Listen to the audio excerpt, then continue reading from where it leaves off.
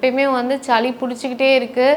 So அது வெளியிலே வர மாட்டேங்குது, இருமிக்கிட்டே இருக்கான், மாதக்கணக்கில் இருமிக்கிட்டே இருக்கான், சளி இருந்துக்கிட்டே இருக்குது, கோழை அதிகமாக இருந்துக்கிட்டே இருக்குது அப்படின்னு சொல்லிட்டு ஒரு சந்தேகமாக கேட்பாங்க. ஸோ அதுக்கு என்ன பண்ணலாம் அப்படின்னு பார்த்தோன்னா, ஆடாதோட இலைகள் கிடைக்கும் நம்மளுக்கு. ஸோ அந்த இலைகள் கிடச்சிச்சு அப்படிங்கும்போது அதை நல்லா இடித்து சாறு எடுத்துக்கோங்க.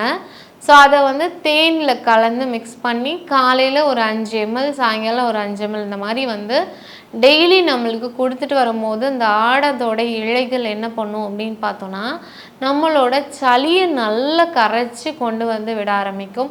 ஸோ குழந்தைகளுக்கு அப்படின்னு சொல்லும் போது அது சளியை கரைச்சி நம்மளுக்கு மோஷன் வழியாகவே வந்து சளி எல்லாமே வந்து ரிமூவ் ஆக ஆரம்பிச்சிடும். ஸோ இதை நீங்கள் ஃபாலோ பண்ணாலே போதும், நல்லாவே சளி வந்து சரியாக ஆரம்பிச்சிடும்.